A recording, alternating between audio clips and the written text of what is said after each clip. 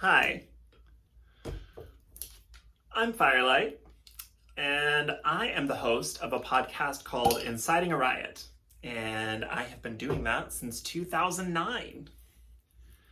And I decided to make a YouTube channel.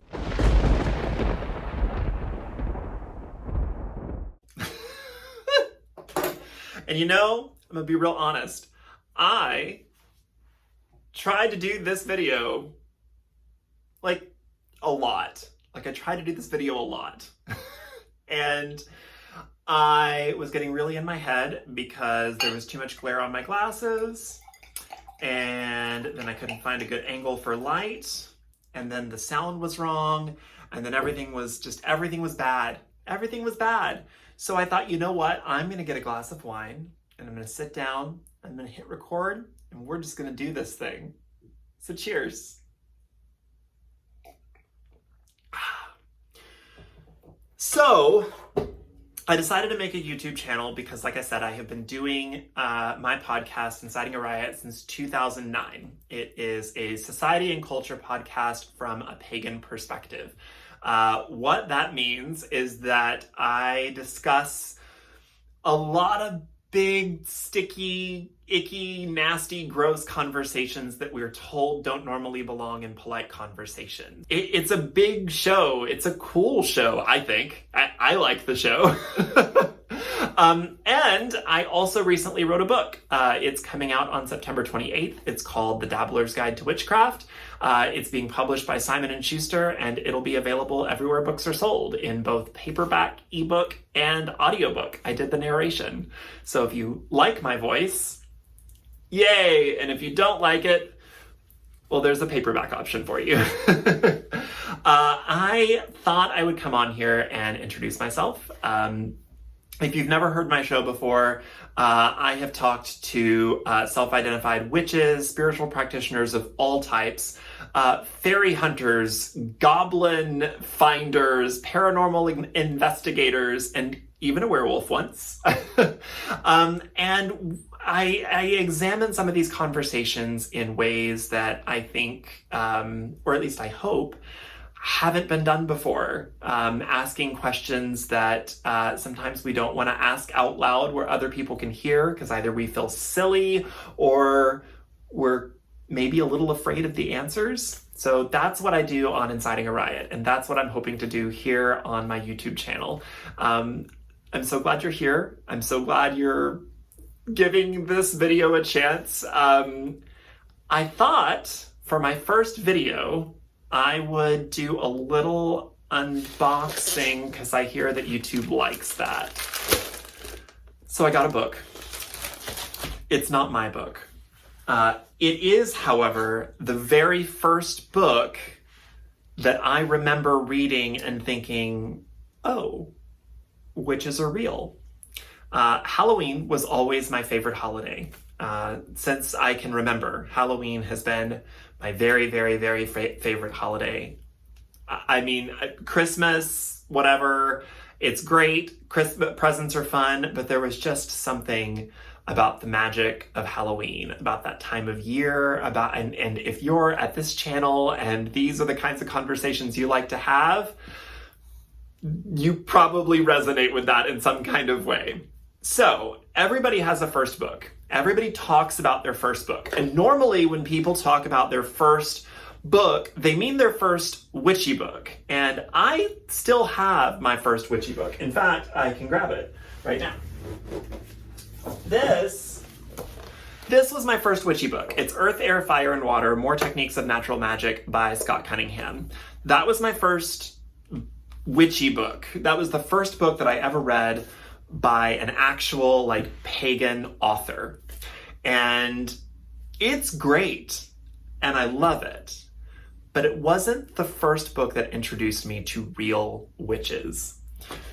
The first book that introduced me to real witches was a book that stayed in the Halloween decorations until it was time to decorate for Halloween. And I waited all year for this book to come out. So in my family, I'm sure your family did this too, but part of the decorations of the seasonal changes came the seasonal books that were packed away with the decorations, and they came out. So like Christmas books, we had like a pop-up, 'Twas the Night Before Christmas, and it, that would go away and then it would come out, and it was always like, just a very magical time to open the box of seasonal books and to pull out all those books. And the Halloween books, there were a lot of like spooky stories. There was like scary stories to tell in the dark and all of that. Why we put those away, now that I'm thinking of it, I don't know.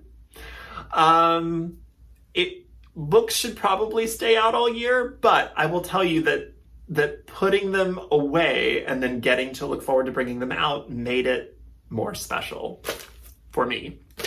Would I do that now? No. But the very first book that I ever read that told me that witches were real and they did real magic and they really existed in history and they weren't just a thing in movies was this book right here. And I have been meaning to go and get a copy. I talked about it a little bit on my show forever ago. And I don't know why I never did, but I didn't. I never went and got a copy of it. I'll tell you why I didn't. I didn't go get it because whenever I looked it up online, all of the editions that I found were newer, updated editions, and they had newer, updated, fancy illustrations. I didn't want the updated, cartoony, fancy, modern illustrations. I wanted the old school, like old style vintage illustrations. So I hunted around on eBay and I found it.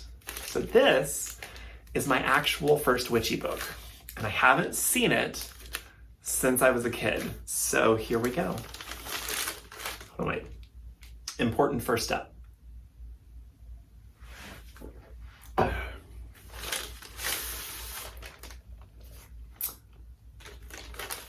Oh, wow. Oh.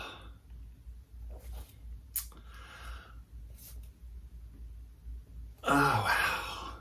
This book is called Witches, Pumpkins, and Grinning Ghosts: The Story of the Halloween Symbols by Edna Barth. This book, I feel like a kid right now. So the book takes you through, look at these old illustrations. Everything was in black, white, and orange. Witches, Pumpkins, and Grinning Ghosts: The Story of the Halloween Symbols by Edna Barth. Illustrated by Ursula Arndt. Ursula, aren't you glad that I waited so long to get your version of the book? No? Is that a thing? It's by Clarion Books. But like, you have to see, like, look at this. Look at these beautiful illustrations. I don't know. They're beautiful to me. But the book talked about, ostensibly it was aimed at children. But it talks about, like, the fact that we used to summon demons. Chapter 1. The night of October 31st is a time of ghosts and goblins, devils and demons, jack-o'-lanterns, witches, and cats. It is a night of bobbing for apples, telling fortunes, and listening to ghost stories. At Halloween, it is fun to look frightening and to be pleasantly frightened yourself. It is make-believe. But the leering devils, the grinning jack-o'-lanterns, the cackling witches, and all the other Halloween symbols go back to a time when people, young and old, lived in real dread of goblins and ghosts, of witches and cats, especially at Halloween. And then it dives into the history of Samhain, which to my tiny brain was just, it was the coolest thing. And I was like, wait, this is real? This is real? Now I have not read this in a really long time, so it is highly likely that the history and folklore is a bit questionable. But also, ma'am, may I entreat you to the beautiful illustrations. So it talks about all sorts of different types of magic. The very first spell that I ever did was in middle school, and it talks about how witchcraft was in the Bible. This was a book for children, for small children, and my very, very, very, look, the horned god gets a section. So for my tiny little brain, my parents were super conservative Christian, super Southern Baptist conservative Christian. Hello. I mean. And they audited everything that I read, everything that I watched. And the older that I get, the fact that this somehow made it through their filter, I'll never understand. I really won't. A war on the devil. In the Hebrew and Christian religions, there had been devils and demons. The devil with a capital D is a late Christian idea and refers to the New Testament Satan. In Christian tradition, Satan was created good, but chose to become evil. Rebelling against God, he was cast out of heaven and became the tempter of humanity and the source of all evil. By the Middle Ages, the devil had taken on the appearance of a suave, evil-looking man with horns, a forked tail, and cloven hooves.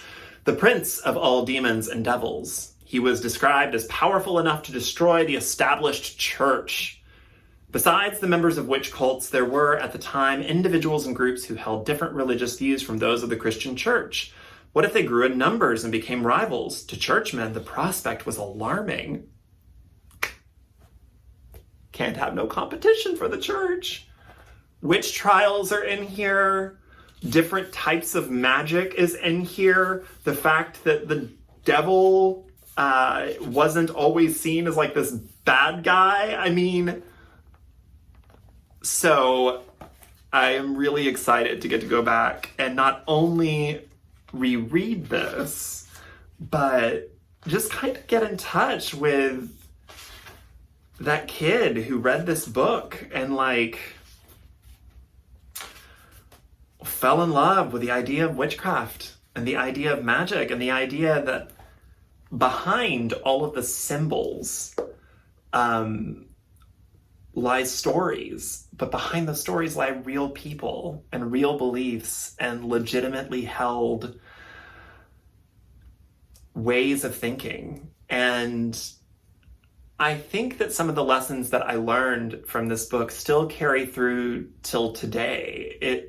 It's that everything in front of us has a story. It's that every symbol, every practice, every spell, it comes from somewhere. It doesn't just come to us from a vacuum.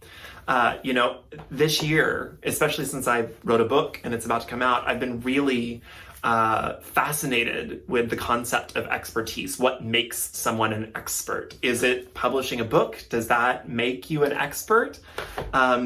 Is it hosting a podcast? Is it having a large Instagram following? Is it knowing a lot of stuff? Is it having a degree? Is it having a certain certification? Or is it just other people think you're an expert? And then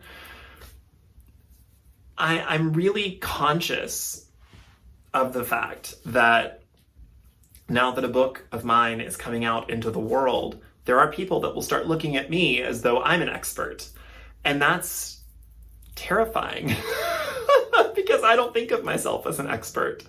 And I don't want to think of myself as an expert, and I almost don't want you to think of me as an expert. What I do hope that you'll think of me as is a guide to having certain kinds of sometimes difficult conversations. But yeah, I think the lesson that I took away from this book is that beliefs and practices don't come to us in a vacuum. They're from somewhere. They're from some belief somewhere. They're from a bit of folklore, a bit of misunderstood science. They're from somewhere. And if you dig deep enough, if you interrogate your spirituality, if you interrogate the book enough, you'll find out where it came from. And then you can decide whether or not it's something that you want to keep in your practice or whether or not it's something that can go away. And those are important conversations to have with yourself, because we should all have a filter. We shouldn't just be taking in everything that a book says and then deciding, you know what, that's good enough, that's fine. So that's what I use my platform to do. That's what I do in my book. And that's what I'm hoping to do here on the YouTube channel, is helping you figure out the why behind the what on some of paganism, witchcraft, and society at large's biggest conversations.